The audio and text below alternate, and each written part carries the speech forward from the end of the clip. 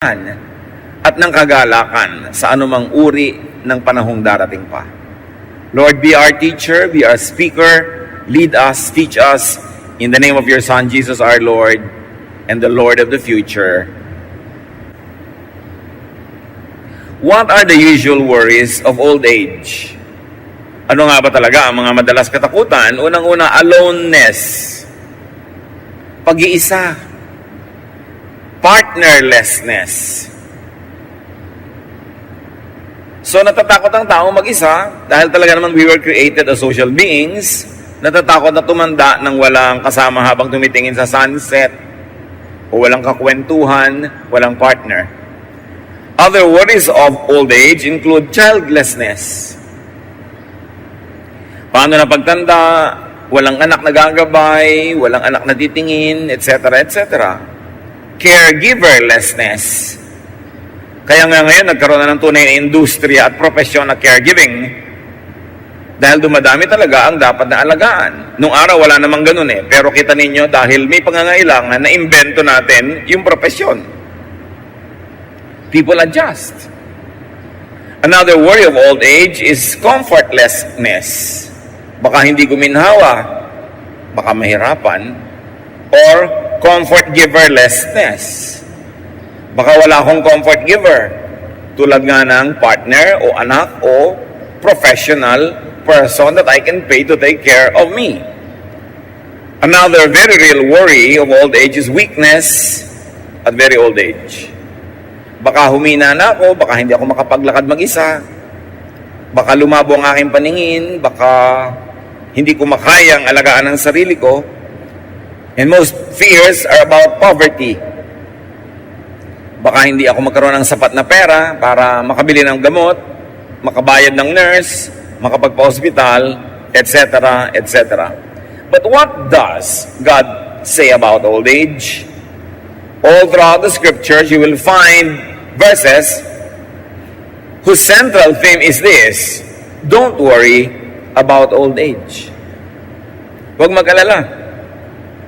Napakaraming turo, diretsahan man o hindi, oblique man o diretso, pero yun pa rin ang makukuha nating katuruan. In other words, don't be compelled to get married, to have children, to save too much just for old age use. In other words, get married if you're in love and you want to get married. Have children because you want to raise children, not only because you want to have children around you when you grow old. Don't always save too much just for old age to the point that you forget enjoying your life now. Now, why not be compelled to do all this? Bakit hindi kailangan pilitin ang sarili magkaasawa para sa pagtanda ay may kasama at para magkaanak? Because having a spouse does not guarantee having children. Kung mag-aasawa kayo, mga kapatid, dun sa mga wala pang asawa, para lang magkaanak, paano kung hindi kayo magkaanak? Anong gagawin nyo? Maghihiwalay kayo? Tatalikuran nyo inyong asawa para magkaanak kayo sa iba? Hindi nag-aasawa ang tao para magkaanak. Nag-aasawa ka dahil meron kang iniibig at gusto mo siyang makasama bilang partner sa buhay. Bonus na lang kung nagkaroon kayo ng anak. And usually, nagkakaroon, pero may mga unusual cases na hindi nagkakaroon. So, kung ang inyong dahilan para lang mag-asawa ay magkaanak, paano nga? Hindi kayo magkaanak. Hindi naman lahat ng nag-aasawa nagkakaanak eh. There are no guarantees na kung mag-asawa ka ay magkakaanak ka na nga. 2 Samuel 6:23, Michal, daughter of Saul, had no children to the day of her death. At hindi lang si Michal, maraming ganon, babae man o lalaki, na talagang hindi ukol na magkaroon ng anak. So kung senior o single ka and you are unmarried, stop being regretful. Dahil marami rin namang nakakaasawa, hindi rin nakakaanak. Why not be compelled to get married? Para lang may kasama sa buhay? Because having a spouse does not guarantee having a companion all your life. Ba't ka mag-aasawa para meron akong kasama lagi? O hindi na totoo yan ha. hindi na garantiya na kung nag-asawa ka ay may kasama ka nga sa pagtanda. One, kasi merong maagang nababalo. Meron nga after honeymoon, nabalo na. Luke 2:36-37, there was also a prophet, Anna, the daughter of Penuel, of the tribe of Asher. She was very old. She had lived with her husband 7 years after her marriage, and then was a widow until she was 84. Imagine, kung nag-asawa ka para may kasama ka pagtanda, 7 taon lang nagsama, naging balo na. O kaya, hindi ka man naging balo, pero pinagtaksalin ka naman, iniwan ka ng asawa mo, wala ka pa rin kasama. O may asawa ka nga sa turing, pero sa aktual na buhay niya naman, para kang nag-iisa rin. Parang wala kang partner. So stop fretting about being single. Because having a spouse is not always the great blessing that people think it could be. Narinig sa elevator, may 3 magkakaibigang lalaki, sabi ni kaibigan 1 doon sa 2 and 3, alam niyo, naiinggit ako sa inyo, hanggang ngayon wala pa kayong mga asawa. Ako nagkaasawa, ganun lang pala. Dapat hindi na lang. May mga ganun, pati mga babae. Pero meron naman siyempre mga masasaya, happily married, kanya-kanya ng palad. Ngayon, kung mag-aasawa kayo, para lang kayo magkaanak, para sa pagtanda nyo, may kasama kayo, hindi na rin ganyan. Having children does not guarantee having companions at old age. Lalo ngayon, uso yung pag-abroad, uso yung paninirahan sa ibang bansa. Misa nga, 5 anak mo, wala lahat eh. Darating na lang sa burol. O kung ikaw ay nakaratay. Pero pag nadalaw ka, habang nakaratay ka, huwag mo nang asahang darating pa sa burol. Sayang ang miles. Mahal ang pasahe. O kaya hindi papayagan sa trabaho na mag-leave ng sunod-sunod. Hindi lahat ng nagkakaanak ay may kasama pagtanda. Kasi marami rin namang napapalayo ang tirahan pag nag-asawa at bumukod na. Genesis 2:24, nagbigay na nga ng pahimakas. A man leaves his father and mother and is united to his wife. Siyempre, hindi naman napaka-physical ng tunay na ibig sabihin itong Genesis na to, na iiwan mo magulang mo kahit nag-iisa, kahit may sakit. Ang ibig sabihin lang, psychologically, spiritually, may iba ka na ang partner, yung asawa mo na, hindi yung magulang mo, kasi yung mga magulang mo, sila yung mag-partner. Pero nangyayari rin physically na talaga yung mga anak natin umaalis. May gustong habulin na pangarap. Mayroong gustong gawin sa buhay. O kaya may anak ka nga, nung nag-asawa, naagaw na ng manugang. Hindi mo na nabalitaan pa ang anak mo. O kaya very sadly, may anak ka nga, gusto mo magkaanak para may kasama ka pagtanda, pero nauna pa sa iyong sumakabilang buhay. Ikaw pa ang naglibing ng anak. O kaya, may anak ka nga, at buhay na buhay, pero hindi mo maapuhap, hindi mo maasahan, para ka ring walang anak. Isa pa, huwag kayong magpipilitang magkaanak para lang magkaroon ng tagapag-alaga. Because having children does not guarantee having comforters or comfort givers. Hindi ko man nagkakaanak, gumiginhawa. Minsan nga hanggang pagtanda, yung magulang pa ang nagtataguyod sa anak. May mga anak na alagain. Minsan kasi yung kalusugan nila. Sila ay special children, pinanganak. Aalagaan mo hanggang kamatayan mo na ang pag-aalaga dahil meron silang kalagayang espesyal, kakaiba. O may mga anak naman na ang tanda-tanda na, sa'yo pa nakasandal, sa'yo pa nakaasa, problema pa rin. Ang tanda-tanda mo na, dumadalaw ka pa sa bilibid kasi nakulong pa doon dahil kung ano-ano pa yung ginawa. Hindi ko man nagkakaanak ang tao, ibig sabihin giginhawa siya. So huwag nag-aasawa, huwag magkakaroon ng anak dahil lang paghahanda mo sa pagtanda. Paano kung nabigo ka? Dapat nag-aasawa ka dahil gusto mong mahalin ang isang tao all your life. Nagkakaroon ka ng anak dahil gusto mong mag-aruga at pagka naarugaan mo ay pawalan mo para yung buhay niya ay maipamuhay niya, hindi itatali mo sa tabi mo para ka lang niya laging intindihin. Deuteronomy 21:18-20. If someone has a stubborn and rebellious son who does not obey his father and mother and will not listen to them when they discipline him, his father and mother shall take hold of him and bring him to the elders at the gate of his town. They shall say to the elders, "This son of ours is stubborn and rebellious. He will not obey us. He is a glutton and a drunkard." So isa lang na mga biblical examples na maraming mga anak hindi pabagaan kundi pabigat sa magulang. Mag-aanak ka dahil handa kang mapabigatan din, hindi yung maiinis ka pag yun ang nangyari dahil ang inaasahan mo lang naman pala, kaya ka nagkaroon ng anak para ka guminhawa. Paano nga kung baliktad ang mag-anak? Having a spouse and children does not guarantee enjoyment of security and happiness. Kaya lagi kong idinidiin sa mga gusto mag-asawa, bakit mo gusto mag-asawa? Para po ako mabuo.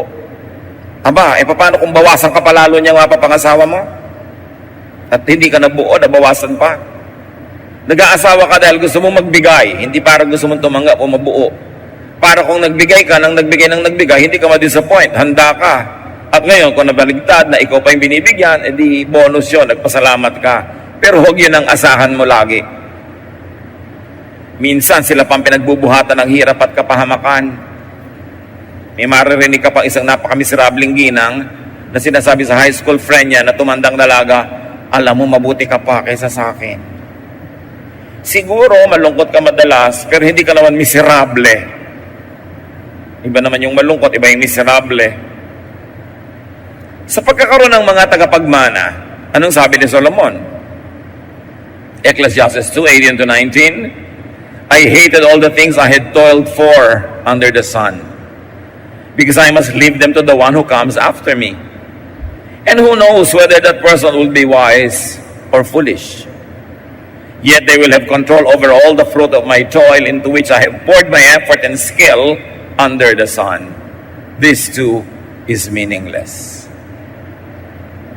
Maraming anak tong si Solomon. Pero sabi niya, alam nyo, ito yung naiisip ko kung gaano ako naghirap magpundar. Nagdaramdam ako na isipin kung anong pagwawaldas ang pwedeng gawin ng mga anak kong pamamanahan ko. Meron nga tayong kilala, sikat na tao, nagpalaki ng mga anak sa magandang paraan. Nung matanda na siya, medyo naghirap. Hindi naman todo, mahirap-hirap lang. Pero may bisyo pa yung isang anak. Naghihirap yung ama, nakahiga, nakaratay, may oxygen. Alam niyo ginagawa ng anak? Tinatanggal yung oxygen at ibinebenta sa iba. Dahil nagda-drugs. Pagka buhay na buhay ka, hindi ka lang makagalaw, binubunot yung oxygen mo. Di ba? Mabuti pa sana, hindi ka nalang nagkaanak. Baka yun ang isipin mo. So, hindi lahat ng mga pag-aasawa at pagkakaroon ng anak ay katuparan ng ating mga fantasy sa buhay. Ngayon, marami naman, laging natatakot tumanda. Halos ayaw nang gumastos, ipon ng ipon, pambili ng mga kung ano-anong gamot na ini-imagine niyang kakailanganin niya pagtanda. But no one is guaranteed to live up to old age. Minsan may kausap ka, anong kinakatakot mo pagtanda? Nakakatiyak ka ba na mabubuhay ka pa next month? Natakot ka sa isang bagay na hindi ka naman tiyak kung makakarating ka nga doon. Wala rin namang guarantee na tatanda lahat ng tao. Kaya yung mga iba, natatakot ako, baka magkasakit ako ng kung ano na pagtanda ko. Kung tatanda ka, yun mo na ang problemahin mo kung aabot ka ron.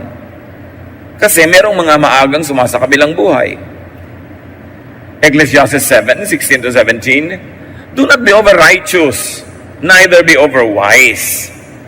Why destroy yourself? Do not be over-wicked, and do not be a fool.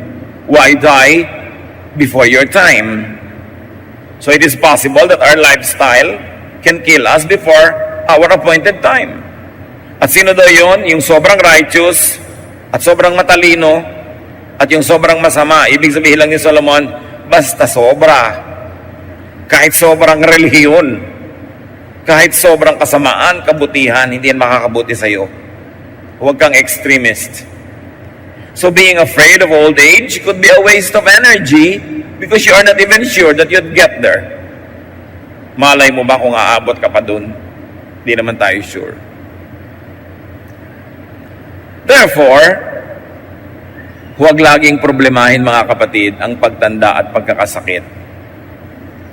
Di naman sure natatanda ka at magkakasakit pa. Yung mga nagtandaan na sa ating paligid at nakakaranas, di mapalad kayo kung pinahaba ng Panginoon ang inyong buhay. Pero yung mga ibang hindi pa nakakarating dyan, don't over-worry. You are not sure if you'd get there or not. Malay mo naman, mag-to die is gain ka agad. Although, huwag naman sana. At mag-to live is Christ ka pa na mahaba. But no one is sure. Pero sa kaiisip mo tungkol dyan, daig mo pa ang tumanda na nga at nagkasakit in advance. Yung hindi pa tumatanda na walang iniisip kundi yung pagtanda niya, tumanda ka na sa kalooban mo at sa puso. Naagawan mo na ang sarili mo ng oras na ma-enjoy yung ngayon kasi lagi ka nag-iisip ng bukas. Ecclesiastes 9:12, no one knows when their hour will come. Walang nakakaalam kung kailan ang oras niya. Ngayon, mga kapatid, let's do a little computation. Kung magkasakit ka man at manghina, let's say at age 80. At let's say at age 80, nagkasakit ka ng hina at inabot ka ng mga 2 taon na mahina at may sakit bago ka sumalangit. Ibig sabihin nun, may 70 years kang nauna na hindi ka mahina at matanda. Let's say at 80 nangyari. Let's say, may 78 kang very good years. Tapos nung 79, nung 80, nang hina ka na. Hindi ka pa inabot, let's say, ng 80. 79, nagkasakit ka, naratay, nang hina.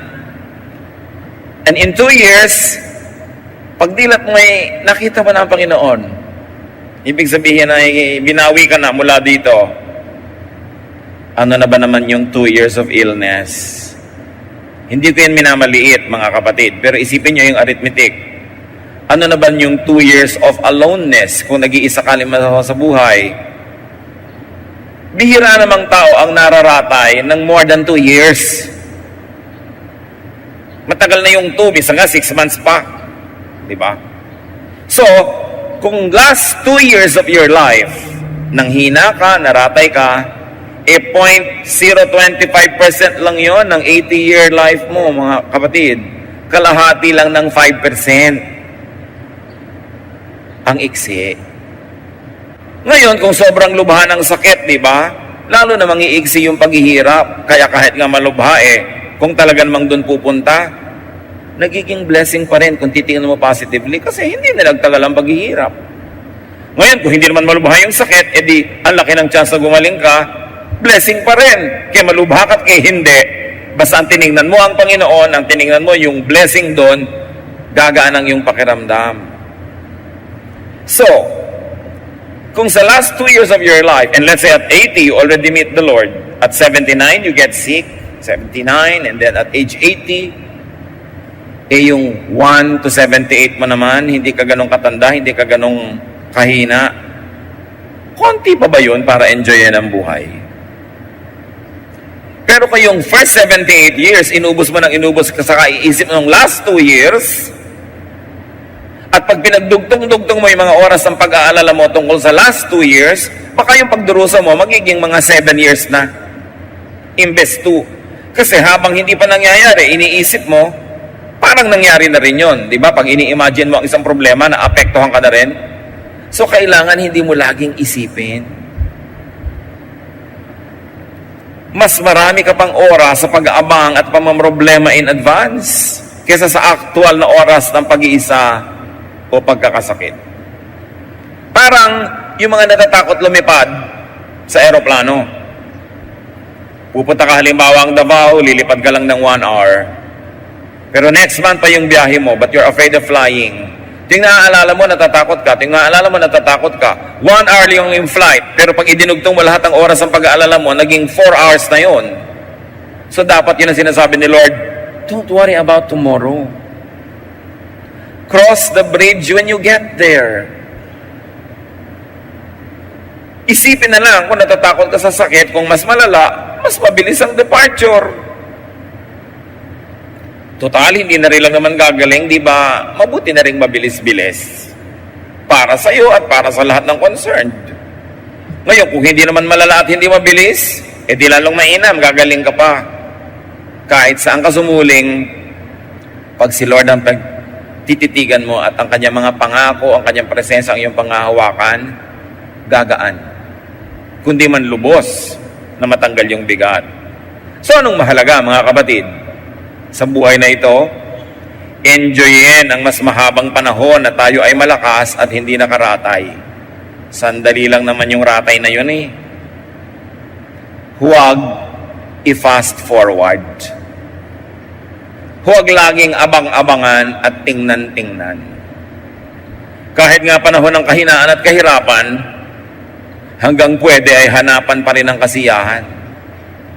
Halimbawa, dumating yung oras na ikay malungkot, ikaw ay may sakit, ikaw ay mahina, ikay nakaratay, mag-imbento ka pa rin ng kasiyahan, kapatid. May maiimbento ka pa rin. Ang mahalaga, tanggapin mo ng maluwag sa dibdib ang anumang bagay na di mo naman kayang ibahin. Kung ikay asong nakatali, may dalawang asong nakatali, hindi naman nila malalagot yung tali. Sino ang nasasaktan? Di ba yung laging pinipilit kumawala at umalpas? Kung may kadena ka na hindi mo naman kayang lagutin, well, una, lagutin mo kung kaya mo. Pero kung hindi, tanggapin mong nakakadena ka. Kasi tuwing hihilahin mo yung kamay mo, masusugatan ka lang at magdudugo. Lalo ka lang mahihirapan, di ka rin naman nakakawala. So, kung meron ka incurable disease, halimbawa, humingi ka ng lakas sa Panginoon na matanggap mo yun sa kalooban mo para hindi ka nakikipaglaban sa katotohanan na hindi mo naman mapapalitan. Humanap ka ng mga ginhawa at kung maaari pa'y kasiyahan sa kabila ng iyong kalagayan. Kasi sa kalagayan na yun, kung hindi ka hanap ng ginhawa at kasiyahan, sigurado magmumukmuk ka, madedepress ka, malulungkot ka, mas madadali ka lang. Ecclesiastes 11:8, however many years a man may live, let them enjoy them all. Ilan man daw taon ang ibigay sa iyo ng Diyos? 5, 10, 80, 90, enjoy them all. At alam nyo na hindi yung automatic ang pag-enjoy. Iginigiit mo yan. Iniimbento, pinipilit, ipinaglalaban. So anong enjoyment ng isang taong hindi makabangon at nakaratay? Imbento ka. Ang dami mo ngayong oras manalangin. Baka lahat ng hindi mo na ipanalangin nung busy ka, ngayon maipanalangin mo na. Kung ikaw naman ay nakakarinig, pwede ka makarinig pa ng mga musika, makinig ka ng mga e-books. Kung nakakakita ka nakakarinig, pwede ka pang manood ng kung ano-anong bagay na ma-enjoy mo sa buhay. Meron ka ring ministry kahit na-paralyzed ka pa because ang mind mo naman hindi paralyzed. You can think, you can pray. Some people can write, some people can paint. May kilala pa nga tayong babaeng ipinanganak na ang mga kamay niya, hindi niya magamit talaga dahil may defekto. Aba, nagpe-painting pa siya ngayon. Paa ang ginagamit. At daig pa yung may mga kamay magpinta. Umimbento ng saya. Gumawa ng paraan. Nasa sa atin yan. Kung anong gagawin natin doon sa mga di naman natin kayang palitan o iwasan na naka-assign sa ating buhay. So, saan naman tayo naroong kalagayan? Live well. Para kung dumating ang kahinaan, dumating ang pagtanda na hindi ka naging malakas, wala kang panghihinayang. Dahil nakapamuhay ka naman ng tama, ng maayos, at ng masaya. Kaya mga kapatid, huwag nating pipigilan o haharangan yung mga tao who are trying to have fun, who are trying to pursue their interests, their hobbies, their dreams. Dahil hindi naman natin alam kung gaano pa karaming oras meron sila para gawin yon. Hindi natin alam kung itong layas na tao na to na napakahilig mamasyal ay bigla na lang palang mapaparalyze. So habang nakakalakad pa siya, huwag natin siyang pigilan kung hindi naman masama ang ginagawa niya. At kung maaari pa nga, tulungan natin siyang tuparin ng mga gusto niyang matupad. Kasi hindi naman tayo nakakatiyak na mabubuhay siya ng ganong kahaba para magkaroon ng pagkakataong gawin ng lahat ng ginugusto niya sanang gawin. Kung gaano natin gusto na tayo ay makalaya at gawin ang mga gusto natin, ibigay din natin yung laya na yun sa ating kapwa. Lalo at meron tayong otoridad o impluwensya sa tao na yun. Gamitin natin yung otoridad natin para tulungan siyang palayain, hindi para siya ikulong. Napakahalagang hindi tayo nang kukulong ng kapwa. Na nandyan sila sa ating tabi dahil kusa nilang gusto, hindi dahil itinali natin sila dyan. They have only one life to live this side of eternity, and all of us must have the greatest chances at living our dreams. So maximize happiness and enjoyment. Gusto niyo maging handa sa anumang mga panahon na maaaring hindi na tayo pwede magsaya o hindi natin kaya magsaya? Ang paghahanda dyan, habang kaya nyo, magsaya na kayo. Parang bangko kasi ang ating puso. Magdeposito kayo ng maraming kaligayahan. Magdeposito kayo ng maraming kasiyahan para kung dumating ang panahon ng taghirap sa kaligayahan at saya, meron kayong pag-withdrawhan. Meron kayong mga alaala, mga gunita na magpapalakas ang inyong loob, magpapasaya, at pwede nyo pang sabihin, di bali nang hindi na ako sumaya the rest of my life kasi na-advance ko na naman lahat. At sapat na yon para ngayon ay unti-unti kong papakin yung mga nai-deposit ko na kaligayahan sa buhay.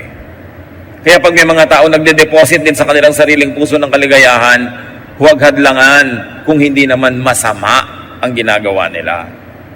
Maximize enjoyment, minimize pain. Huwag tayong umimbento ng lungkot. Huwag tayong magpahaba ng lungkot at drama. Huwag tayong maghinanakit, magalit. Huwag nating lagyan yung puso natin ng napakarami mga pait, hapdi at sakit. Kasi kahit hindi nyo sadyaing gawin yon, meron at merong darating sa buhay nyo na ganon. So kung meron at meron na darating na mga sakit at hirap, kahit ayaw mo, bakit naman tutulungan mo pa yun at dadagdagan mo pati ikaw pa mismo ang maglalagay sa buhay mo ng mga pahirap? Yung mga nagtatanim ng sama ng loob, pwede nyo naman patawarin na yan para matigil na eh. Maiba na yung nararamdaman nyo, naiisip ninyo. Yung mga magulang na nagtatakwil ng anak, pagka di naman naghihingalo kayo, papatawag nyo rin yan eh. Magpapatawaran din kayo, di agahan nyo na para makapag-enjoy pa kayo magkasama. Yung mga gustong mag-enjoy, hayaan nyo na ngayon. Hindi kung kailan na sila na-paralyze, kung kailan na lugmok at saka nyo pa pangihinayangan ng mga nawala mga chances. You don't know what the future holds. So whenever you have the opportunity to make yourself happy, to make other people happy, do so. Because life has many dark days ahead, whether you like it or not. So why invent darkness when actually today is bright? Bakit merong party, magagalit ka doon sa isang tao sa walang kakwenta-kwentang bagay, nasira na yung mood mo buong party? Merong family reunion, pinaghandaan nyo lahat, gumastos kayo, tapos magagalit ka sa isang pinsan mo o kapatid, nanimangot ka na maghapon. Bakit mo dadagdagan ang mga pabigat sa buhay mo, samantalang marami namang kusang darating sa'yo kahit ayaw mo? You've got to minimize pain in your life and to minimize pain in your loved one's life. Pag hindi mo minamahal, halimbawa yung biyanan mo, alam mo ba na sinasaktan mo yung sarili mong asawa na anak ng biyanan mo? Bakit mo naman patuloy na sasaktan ng isang taong mahal mo at nagmamahal sa'yo? So sabi mo, kasi mahirap mahalin ang biyanan ko, mas mahirap namang mapuot. Mahirap mapuot mahirap magalit. Mahirap magmahal. Pareho lang mahirap, di magmahal ka na lang. Pareho lang naman nakakapagod. Nakakapagod tigasan yung leg at huwag kang tumingin sa isang tao para mo siyang batiin. Nakakapagod ding batiin siya kuminsan, lalo't mataas ang pride mo. Pareho lang nakakapagod yan. Ang gawin mo na lang yung nagpapagaan ng loob. Yung nagpapalaya. Yung nagpapasaya. Kasi hindi mo alam kung kailan ang sunod-sunod at walang katapos ang dating ng mga dagok ng buhay. So habang hindi ka dinadagukan ng buhay, huwag mong dagukan ang sarili mo. At huwag mo rin dagukan ang kapwa mo. Magpahinga. Do the most good. Kung gusto talaga nating paghandaan ng pagtanda, ang mga hirap ng buhay, you maximize enjoyment, you minimize pain, and do the most good. Do good and enjoy life. Kaya mga matatanda, huwag naman nating tanggalan ng kabataan yung mga bata. Batang maliliit, ayaw mong maglaro, ayaw mong kumilos. Bata nga yan eh. Sandali lang naman siya magiging bata at matagal siyang magiging matanda. So, do not rob children of their childhood. Do not rob young people of their youth. Siyempre, mga maingay magtawanan, mga magagaslaw ko minsan. Ano mo gusto mo kumilos na parang 60 anyos? Darating din naman siya doon kung hahaba buhay niya. Doon na siya kikilos as 60 anyos. Ngayon, 16 siya, 17, payagan nyo basta hindi masama. Huwag laging pigilan. Minsan ka lang maging bata. At mga kapatid, sandali ka lang maganda. Sasandali kang mukhang ubas. Alam nyo na yung kasunod, di ba? And then all your life, mukha ka ng tsampoy. So habang mukhang ubas ka, pag-enjoyin mo yung sarili mo. Kasi mawawala at mawawala yan. Kaya nga yung mga dating ubas na nagiging tsampoy, tas gagawa ng paraan para magmukhang bata, nagmumukha namang manikin. Kaya habang bata ka, enjoy life. Basta huwag masama. Dumating mo ng katandaan at kahinaan, super panalo ka pa rin sa bottom line. Why? Kasi mas mahaba ang panahong bata ka at malakas. Sandali ka lang mahina kasi pag sobrang hina ka na, di ba, malapit ka ng sumalangit. Sandali lang yun. Mas matagal yung marami kang pwedeng gawin. Ecclesiastes 2:24, anong sabi ng pinakamatalinong tao na binigyan ng Diyos ng runong? A person can do nothing better than to eat and drink and find satisfaction in their own toil. Naka-emphasize yung own toil, ha? Mag-enjoy ka, magsaya ka sa bunga ng sarili mong pinaghirapan. Hindi sa pinaghirapan ng iba. Pero pag pinaghirapan mo, enjoyin mo. Meron tayong mga kilala, ang dilim-dilim ng bahay sa pagtitipid sa kuryente. Bumili pa daw ng mga bombilya. Ayaw naman mabuksan. Tapos nung mamatay-matay, ang dami palang kayamanan pinag-agaw-agawan ng mga nagmana. Pero siya ang dilim ng buhay niya. At sa Amerika, merong mga matatanda na ang lamig-lamig ng bahay kahit winter, nagtitipid sa heater, may ibabayad naman. Bakit? Dito sa atin, personally, meron ako mga kilalang talaga namang ang pagtitipid. Mula pa nung matutong magsalita, ang sinasabi agad, oy, magtipid. Magtipid. Magtipid. Hindi na guminhawa hanggang mamatay. O ano ngayon? Ano nangyari sa katitipid? Basta live to the fullest habang may chance. Enjoy lang pag may time. Di ba? Ecclesiastes 9:7, go, eat your food with gladness, and drink your wine with a joyful heart. For God has already approved what you do. Pag pinaunlad ka na ng Panginoon, bihayaan niyang magkaroon ka ng mga kabuhayan, ibig sabihin, gusto ka rin niya mag-enjoy. Huwag puro pag-iimpok. Siyempre mag-iimpok ka proportionately. Paghahanda mo rin yon. Pero huwag sobra. Malay mo naman, hindi ka na tumanda para magastos yung inimpok mo. Pag nanghina ka sa old age, di humiga.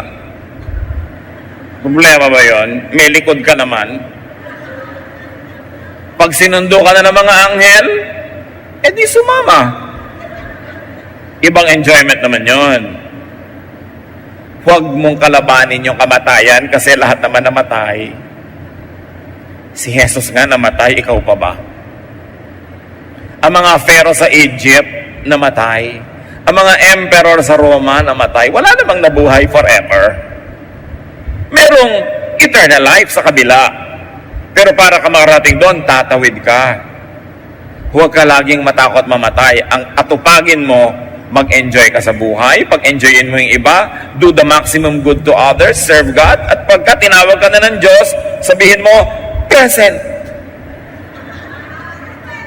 Philippians 1:21, to live is Christ and to die is gain. Akala ng iba, yung to live is Christ na yan, ibig sabihin puro relihiyon, puro pagtitiis, puro paghihirap. Balikan ninyo kung ano naging buhay ni Jesus nung siya'y nasa lupa. Well, gumagawa talaga siya ng mabuti. Nagpapakain siya sa mga gutom, nagpapagaling sa mga sakit, nagtuturo ng tama, pero lagi din siya nasa party. Ang tawag nga sa kanya ng mga kritik niya, drunkard and a glutton, a friend of sinners. Kasi marunong siya mag-enjoy. Ang first miracle nga niya, to make wine, di ba? So ano ibig sabihin ng to live is Christ? Minimize pain, maximize enjoyment, do the maximum good. Yun ang to live is Christ. Hindi lang puro pagtitiis, pagtutuligsa sa kapwa, paghahampas sa sarili, hindi yun. At pag ginawa mo yung to live is Christ, magkakaroon ka ng to die is gain. Pero pag hindi ka nag to live is Christ, hindi gain yung to die, ha? But you live as Jesus did. Nagmahal ng kapwa, pero pinakain din ang sarili. May mga alagad siya, naglilingkod sa mga tao, pero pag napapagod na yung mga alagad, sabi niya, iwan na muna natin yung mga tao, magpahinga tayo sa isang tahimik na lugar at kumain tayo doon. Marunong ding maglagay ng ginhawa sa sarili. Yun ang tinuro sa atin ni Jesus. So huwag makipaglaban sa kalikasan at sa kapalaran. Do not contend with life's realities like getting old and dying. It is part of real life. Adjust. Huwag labanan ng kadena para di ka masugatan. Harmonize with life. Harmonize with time. Sabi sa Ecclesiastes, for everything there is season and a time for every matter under heaven. There's a time to be born and a time to die. Stop worrying about death. Ang mahalaga, tinanggap mo na si Jesus bilang Panginoon mo tagapagligtas. Namumuhay ka tulad ni Jesus. At kung mamatay ka man tulad ni Jesus, mabubuhay ka namang muli. Nababawasan ng worry ang mga panahong dapat sana'y fruitful, masaya, at enjoyable. Tuwing nag-aalala ka, kapatid, dinadaya mo ang iyong sarili. Tuwing tinatakot mo ang sarili mo tungkol sa mga darating na panahon, ninanakawan mo ang sarili mo ng kaligayahan sa minutong ito, sa oras na ito, sa pag-aalala sa isang minuto o oras sa maaaring hindi naman dumating sa buhay mo. Sandali lang ang old age. At kung may dumagdag pang sakit, lalong madadali ang paglipat mo sa kabilang buhay. Iiksi ang paghihirap, blessing pa rin. Hindi ko minamaliit ang paghihirap ng mga may sakit na mga matanda na, pero di ba, doon din naman tayo lahat pupunta. So huwag sobrang isipin. Paghandaan, pero konti lang. Kasi maiksing panahon lang yung katandaan. Matthew 6:34, sabi ng Panginoong Jesus, therefore, do not worry about tomorrow. For tomorrow will worry about itself. Each day has enough trouble of its own. Huwag ka mag-alala tungkol sa bukas. Yung bukas, ama mong problema sa sarili niya, pagdating niya. Marami ka nang dapat na asikasuhin ngayon, yun na lang ang tupagin mo. Yung bukas, ipasa Diyos. Invest in your health. Invest in goodwill, in people. And, whenever possible, in your physical, financial insurance. Mas mabuti may insurance ka. Meron nga akong kilala, kaya naman magbayad ng insurance premium, ayaw. Dahil pag namatay daw siya, baka manahin ng asawa niya at mag-asawa ng iba. Anong klaseng pangangatwiran yon? Paano yung buhay niyo hanggang ngayon? Yung buhay niya, ang inaalala yung pag namatay na, pero yung buhay ngayon, hindi iniisip. Entrust your future to God. At manalangin, tulad ng sa Psalm 71:9, do not cast me away when I am old. Do not forsake me when my strength is gone. Pero siyempre, may dapat kang gawin para yung panalangin mo na yon, matupad yung sagot. At sabi ng Panginoon sa Isaiah 46:4, even to your old age and gray hairs, I am He. I am He who will sustain you. I have made you, I will sustain you, and I will rescue you. Sinong kausap dito ng Diyos originally? Ang kanyang mga hirang. Pero hirang din naman tayo ng Panginoon because in Jesus we are all children of God. So ang ganito mga pangako ay maaari nating angkinin. Ngayon, mabalik tayo sa usapan ng pag-aasawa. Of course, get married and have children, but if and only if you are up to it. Alam niyo sa mga mathematics, yung mga if na yan, mahalaga lalo kung double F, if and only if you are up to it. Mag-asawa ka only if you're cut out for it, if you're suited to it, if you are destined for it, kung bagay sa'yo. Hindi lahat ng tao bagay mag-asawa. 1 Corinthians 7:36, if anyone feels he ought to marry, he should do as he wants. But actually, Paul continues to say, but I really prefer that you didn't. Pero sabi niya, pero kung talagang yun ang gusto mo, gawin mo. May mga naman hindi designed for marriage. Tulad ng binabanggit ng Panginoon ng mga eunuch for life sa Matthew 19:12. Jesus speaks, for there are eunuchs who were born that way, and there are eunuchs who have been made eunuchs by others. And there are those who choose to live like eunuchs for the sake of the kingdom of heaven. Ano ba yung mga eunuch nung araw? Mga lalaking bata pa lang ay kinakapon, their testicles are removed, so they don't develop sexually because they are not destined to get married. Usually, male servants of queens, of princesses, of female royalty are eunuchs. Kailangan nila mga eunuch para malakas sa kakapaglingkod sa palasyo, pero hindi banta sa mga kababaihan na nandun sa palasyo. Kaya kailangan silang gawing eunuch, kinakapon. But then, the meaning of eunuch is not only physically that which is sexually undeveloped and cannot copulate with women, because it extends the meaning that there are people who are not made that way. Kaya sabi ni Lord, for there are eunuchs who were born that way. Ipinanganak na silang ganyan na talaga sila, hindi sila nakadestino na mag-asawa. May mga eunuch naman na sabi na naging eunuch lang dahil sa mga nangyari sa kanilang buhay o sa kanilang kaganapan o sa kanilang kapaligiran. At meron naman pinipili nila dahil gusto nilang mag-concentrate sa paglilingkod sa kingdom of heaven. So there are many ways to be a eunuch, pero may mga tinatawag na born that way. From the words of Jesus, they were born that way. Choice naman nila yung iba. So huwag pressurein ang lahat ng kapwa. Kung meron kayong dalaga sa bahay ninyo na 32 years old, 29, 33, huwag din nakasalubong nyo sa hagdan. Kailan ka mag-aasawa?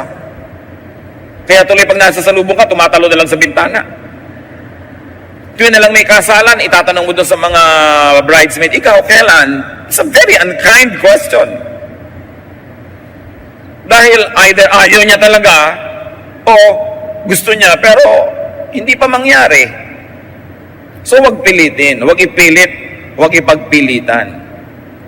Ecclesiastes 6:3, a man may have 100 children and live many years, yet no matter how long he lives, if he cannot enjoy his prosperity, I say that a stillborn child is better off than he. So niya, hindi naman kung maraming anak at maraming pera, nasaya na eh. So, kanya-kanya. Isang magandang paghahanda sa pagtanda, mga kapatid, na doable naman, well, you can make and keep friends. It's the next best thing, or sometimes a better thing than having your own family. Especially if you cannot have your own family, surround yourself with friends. Invest in friendship. Alam niyo naman, ang tunay na friendship, ini-investa ng oras, ng pagod. Pero, lalo pa nga at wala ka naman sariling pamilya, it's good to invest in friendships. In fact, even if you had a family, kita niyo yung mga babaeng iniiwan ng asawa, kaninong ngoy sa kanyang mga female friends. I enjoy seeing mga ladies who go to lunch. Ladies who lunch. Mga middle-aged o mga matronic ladies who meet once a week to have lunch, exchange gossip, make kwento, and make fun. Kung kaya nyo naman, gawin nyo yun. Kahit man maliit ang budget nyo, pwede naman kayo mag-lunch sa mga kung ano-ano lang. Pero maganda yung may mga kaibigan na minemaintain kahit pa may anak ka at asawa. Kung minsan, lugi din yung ikinulong mo na lang ang buhay mo sa iyong asawa at mga anak. tapos biglang hindi naman sila laging loyal to you or nice to you, lugi ka ngayon. Kailangan may friends ka pa rin. Ecclesiastes 4:9-12. Two are better than one, because they have a good return for their labor. If either of them falls down, one can help the other up. But pity anyone who falls and has no one to help them up. Also, if two lie down together, they will keep warm. But how can one keep? Pag lagi mong ipinagyabang yung asawa mo sa kumari mo, biglang naagaw na ng kumari mo ang asawa mo. Kailangan, hindi na kayo nagpapa-impress. Boring na yung matagal na kayong magkakilala, tapos wala pa kayong ginawa kundi magpa-impress sa isa't isa. Relax. Admit, accept your imperfection, and accept and admit also that others are imperfect. Nakakapagod magpa-impress. Dapat kung nagpapa-impress ka sa tao, sa job interview lang yan, o sa first few days of your acquaintance, and then tanggalin mo na yung mga maskara at magpakatotoo ka na. Kung ayaw niya sa'yo, magkaalaman na kayo habang maaga para huwag kayo magsayang ng oras. Maghihiwalay din lang naman kayo pag nagkakilala kayo ng totoo, so magpakilala ka na agad ng totoo. Kung ayaw niya sa'yo, well, sorry, you both lose. Genesis 2:18, the Lord God said, "It is not good for a man to be alone. I will make a helper suitable for him." So, you don't make people alone, especially if you have a responsibility. Be a partner to your spouse. Kung nagpakasal ka, nagpakasal din sa iyong pinakasalan mo, kapatid, huwag mo siyang biguin. Kailangan may partner siya in your person. Do not neglect your wife or your husband. Kasi nagpakasalan kayo pareho para maging partner ng isa't isa. When you are not beside your spouse, you are probably in the wrong place. And then what will make it worse is that your spouse might have to find someone else to stand in your vacant spot. And then another wrong person will be in another wrong place. Hindi na matapos-tapos yung mga wrong na ginagawa ng tao. Kaya ayaw mo, kay hindi, may asawa ka, pananagutan mo yan. Samahan mo siya. Be a child to your parents. Anak ka ng magulang mo. Magpakaanak ka. Alam mo dapat kung kailan ka nandun, lalo't kung ang magulang mo hindi demanding, may laya ka naman, gamitin mo yung laya mo para maging loving and supportive of your parents. Be a helper to those who are alone, especially who are old or sick and weak. Sabi ni Lord, it is not good for man to be alone. Hindi lang yan in the context of marriage. If you are a child of God and you see people who are alone, you provide them with company. That's part of your Christian love. You invite them into your home. You visit them when they are sick. You help them in their need, because it is not good for man to be alone. Kung hindi ka nangangailangan ng damay, ibig sabihin, you are sufficient, ikaw naman ang dumamay sa iba. And brothers and sisters, allow people to be together. May mga magulang naman, sila pa ang hadlang sa married life ng kanilang mga anak. Pinagkaaway yung anak at yung manugang. May ganon. Nag-asawa na yung anak nyo, hayaan nyo silang mag-enjoy sa kanyang marriage, huwag kayong laging maging